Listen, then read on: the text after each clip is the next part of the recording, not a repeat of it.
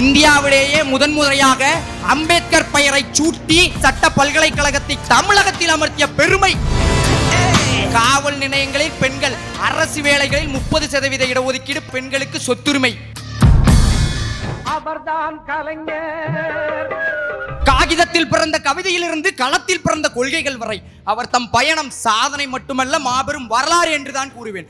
உலக அரங்கிலே இலக்கிய ரீதியாகட்டும், அரசியல் ரீதியாகட்டும், சமூக ரீதியாகட்டும் தன்னுடைய படைப்புகளின் வாயிலாக, அரசியல் சாசனத்தின் வழியாக முன்மொழிந்த ஒரே பெருந்தகை அண்ணாவிற்கு அடுத்து தமிழின தலைவர் முத்தமிழறிஞர் டாக்டர் கலைஞர் என்றுதான் கூறுவேன்.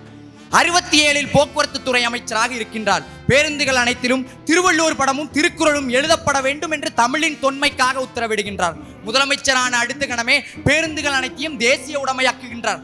தமிழையும் மரபையும் இரட்டை குதிரைகள் என மிக மிக சவாலாக சரிசமமாக சவாரி செய்து தமிழகத்தை சீரமைத்த சீர்திருத்தவாதி என்றால் அது தமிழின தலைவர் அவர்களை என்றுதான் கூறுவேன். 70களில் இந்த கட்டமைப்பை தூங்குகின்றார்.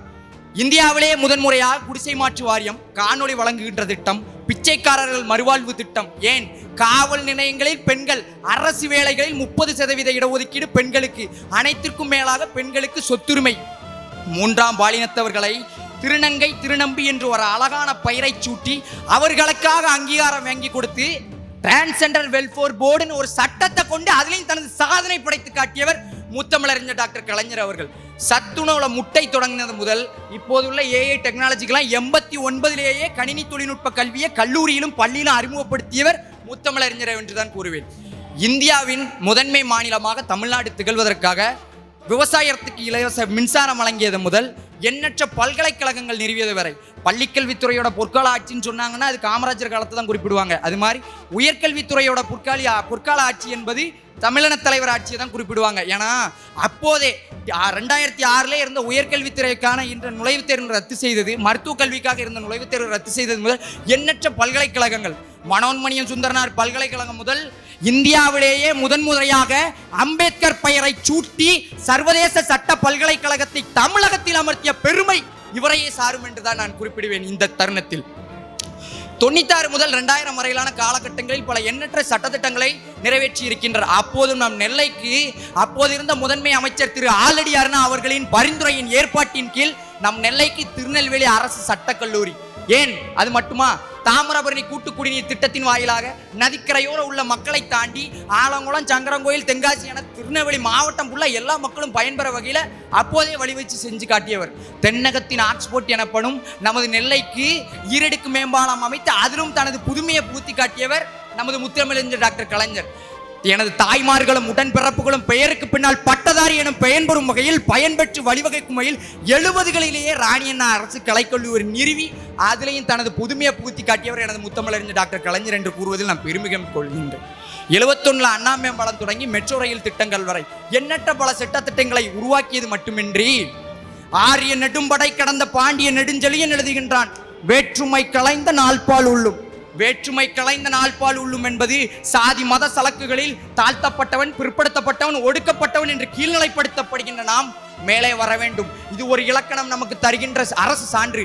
இப்படிப்பட்ட ஆட்சியாளர்கள் நம்மை ஆட்சி செய்தார்கள் என்பதற்கு எடுத்துக்காட்டாக விளங்குவது தமிழக தலைவர் ஆட்சி. 112 கால ஆட்சி வரலாற்றிலே இல்லை. 112 கால ஆட்சி வரலாற்றிலே இல்லை. தாழ்த்தப்பட்ட வகுப்பை சார்ந்த ஒரு மாண்புமை நீதிபதியை தமிழகத்தின் முதன்மை நீதிபதியாக ஆற்றிய பெருமை இவரே சாரும் என்றுதான் கூறுவேன். ராமன் காட்டுக்குள் சென்ற போது அவரது செருப்பு நாட்டை ஆண்டதாம். ஒரு செருப்பே நாட்டை ஆளும் போது செருப்பு தைப்பவனின் மகன் ஏன் நாட்டை ஆளக்கூடாது என்ற ஒற்றை காரணத்திற்காக தான், சிந்தனைக்காக தான் எனது புரட்சிகள் வெடிக்கும், வெடித்தே தீரும் என்று முழங்கிய முத்தமிழறிஞரின் சாதனைகளை பற்றி எடுத்து கூற ஒரு நாள் பொழுது போதாது என்றுதான் கூறுவேன். தமிழகத்தில் அல்ல, இந்தியாவில் இல்லை, ஆசிய கண்டத்திலேயே முதன்முறையாக கோயம்பேடு பேருந்து நிலையம்னு ஒரு மிகப்பெரிய பேருந்து நிலையம் கொண்டு வந்தது. இது மட்டும் இல்லாமல் தமிழ்நாட்டில் உள்ள 110க்கும் மேற்பட்ட அணைகளில் 36 அணை கட்டியது நம்ம தமிழின தலைவர் அவர்கள் தான் சொன்னால் கூட நான் பெருமையாக தான் சொல்லிக்கிடுவேன். ஏன் தமிழகத்தின் தலைநகர் சென்னையின் முகத்தை மாற்றி அமைக்கின்ற டைடல் பார்க் ஆந்திரா தன்னுடைய உதாரணமாக எடுத்துக்கொள்கின்ற அளவுக்கு நவீனத்துவத்தின் வளர்ச்சியை பெற்று தந்தவர் முத்தமிழறிஞர் அவர்கள். நமது தமிழ் சமூகம் முன்னேறணும்னா தனிமனிதத்தோடு, திட்டங்களோடு, மறுமலர்ச்சியோடு, சீர்தூக்கி பார்க்கின்ற சிந்தனையோடு முன்னேறணும்னா இவர் முக்கிய குறிக்கோளா வச்சிருந்தாரு.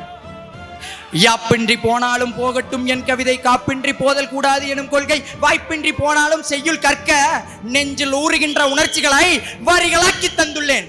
எனது இனமும் மொழியும் காப்பாற்றப்பட வேண்டும் என்ற ஒரே உக்கரத்தில் தான் எனது கவிதைகளும் வருகின்றது, வந்தே தீரும் என்று முழங்கிய முத்தமிழறிஞரின் நவீனத்துவ பார்வை அவர் சாதனைக்கு அப்பாற்பட்டது என்று கூறி, உறைந்த மனங்களை உருக்கி இறந்த கனவுகளை எழுப்பி அடுத்த தலைமுறையினை தூண்டும் ஊக்கமே கலைஞர் அவர் தாம் சாதனைகள் என்று கூறி எனக்கு இங்கு பேச வாய்ப்பளித்த அனைவருக்கும், எனக்குள் ஒரு பெரும் தாக்கத்தை ஏற்படுத்திய அவர்தான் கலைஞர் நூலின் ஆசிரியர் திரு ஆலடி எழில்வாணன் அவர்களுக்கும் எனது நன்றியை தெரிவித்துக் கொண்டு எனது உரையை முடித்துக் கொள்கிறேன். அவர்தான் கலைஞர், பஞ்சுக செல்வர், அருந்தமிழினத்தின் தலைவர்.